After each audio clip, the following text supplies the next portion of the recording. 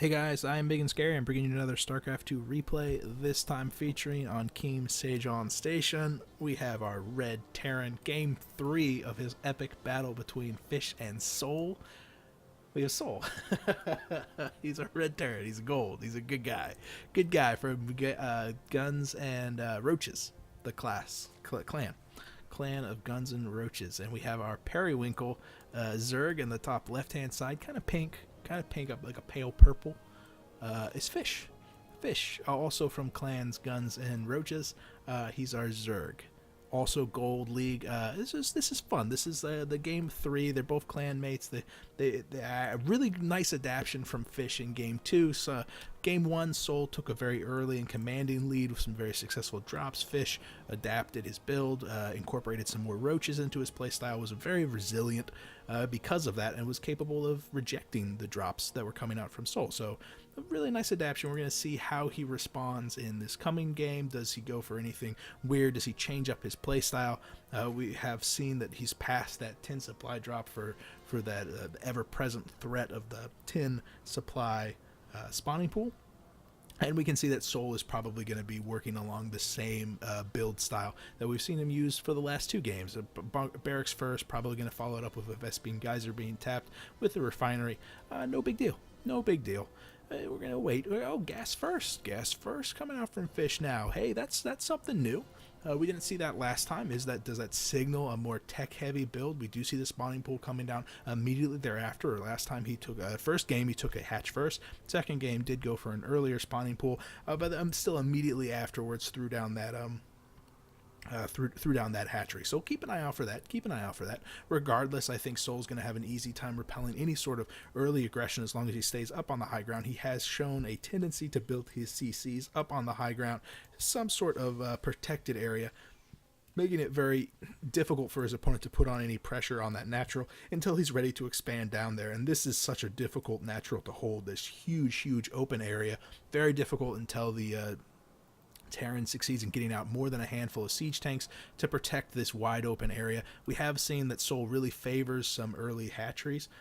Oh, no, actually, no, he favors early Widow Mines, but I was just thinking, Fish hasn't thrown out his hatchery at all. And so, yeah, we see that early speed coming out from Fish, but that signals some sort of an all-in.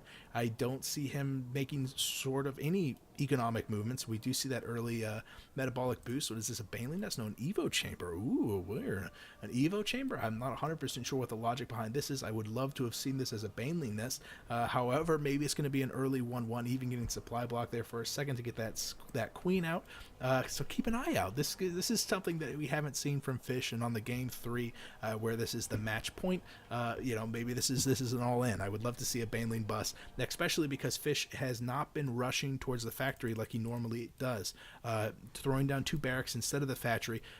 Usually he throws on a factory immediately after the barracks, gets out that first and second Widow Mine, really making it easier for him to hold off any form of aggression. But now we see the delayed refineries being tapped. So actually this is really good for Fish because he is going to have a +1 attack. Oh wow, a +1 melee attack on his Zergling. Speed's going to be finishing in just a couple of seconds. If this was a Baneling Nest, this would be a lot more effective. But there goes the scan. Really damning. Not really damning, actually. There's no Baneling Nest. What do you make of this? You see that the spawning pool is wiggling. In fact, is he going to see that the spawning pool is going to stop wiggling? No, actually. The scan expires seconds before the spawning pool finishes with the metabolic boost. Baneling Nest does go down immediately thereafter. However, this is really going to delay this push. A handful of Zerglings are out on the field right now. 10 more on the production tab. But these Zerglings are not going to be able to morph until they're, over here and waiting. Bunker on the low ground, orbital command being made up on the high ground, but still, I cannot emphasize this enough. Soul does not have the Widow Mines that he's been using so effectively in the last 2 games. Usually he has 1 or 2 Widow Mines right behind his bunker, and that's held off the aggression from Fish. This time there's no Widow Mines. There's nothing to hold Fish back except for more than a handful of Marines. Yeah, they're going to have no problem holding the Zerglings for now, but the Baneling Nest is almost done. +1 melee attack is almost done. And this is going to hit like a ton of bricks, especially if Fish continues to produce these Zerglings. 22 on the field, 10 more on the production tab, 4 Banelings being morphed right now, and these Marines are in for a world of hurt. Those Zerglings are going to be able to surround the Marines, take them out, and that is a significant loss to Soul because now Soul doesn't have anything behind this. Oh my goodness, if Fish decided to walk up this ramp right now, only a single Marauder is there to hold them back. Holy crap. Okay, the SCVs are being pulled, but it's still... No. Fish, what are you doing? Don't pull back. Oh, for the love of mercy. The SCVs are there just barely repairing this supply depot enough, and it looks like these Marines and Marauders are barely going to hold them back. Oh, no. Fish just not having enough firepower from those banelings. Those 4 banelings wasn't enough to take down this single supply depot, and that might be it. That might be it, because Sol was in the most crippled position possible, but now he's got his factory up. He's going to be able to make those Widow Mines. He is producing from 3 barracks, one of which has a reactor. This is brutal. He attacks. Oh, man.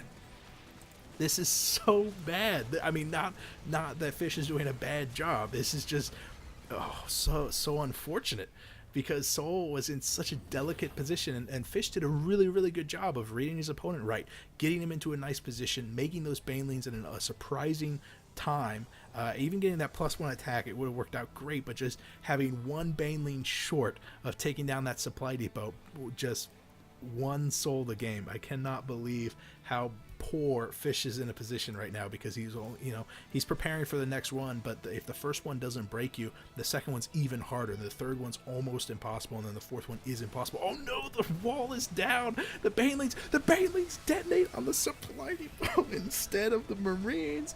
If those banelings had taken the opportunity just to go into like a beeline towards the mineral field, they could have equalized this game. Fish could have gone off and made a hatchery or something, and this game could have gone from there. But instead, those 4 banelings decide to blow up on the supply depot, and now Fish is just 1Aing in Zerglings, and eventually they're just cleaned up because there's plenty of Marines. Second factory was an accident. Oh man, that's not the only accident that happened today.